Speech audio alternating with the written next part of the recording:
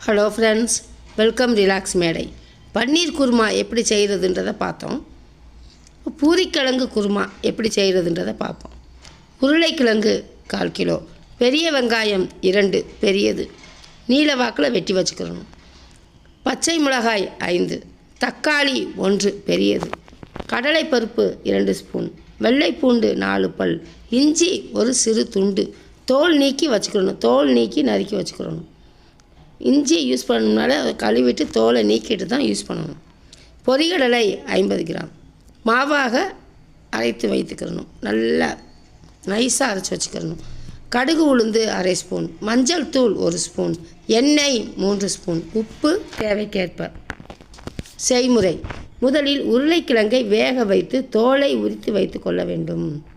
பின் பொரிகடலையை வழுவழுப்பாகவும் அரைத்து கொள்ள வேண்டும். இஞ்சி பூண்டை லேசாக தட்டியும் வைத்து கொள்ள வேண்டும்.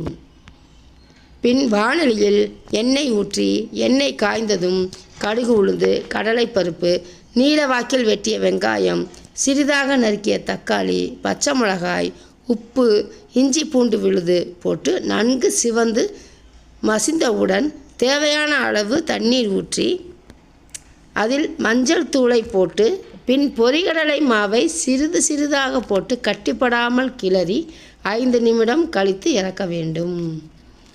பாய்.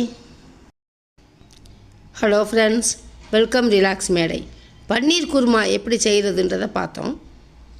பூரிக்கிழங்கு குருமா எப்படி செய்கிறதுன்றதை பார்ப்போம்.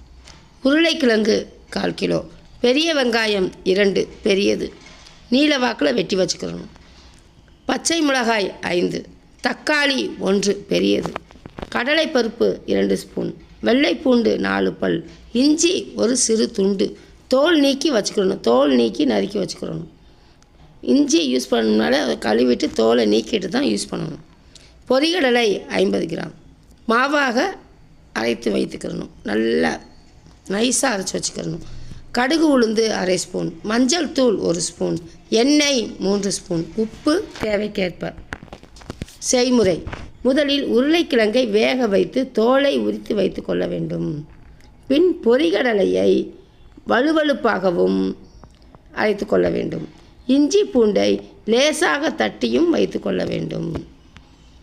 பின் வாணலியில் எண்ணெய் ஊற்றி எண்ணெய் காய்ந்ததும் கடுகு உளுந்து, கடலைப்பருப்பு, நீளவாக்கில் வெட்டிய வெங்காயம், சிறிதாக நறுக்கிய தக்காளி, பச்சை மிளகாய், உப்பு, இஞ்சி பூண்டு விழுது போட்டு நன்கு சிவந்து மசிந்தவுடன் தேவையான அளவு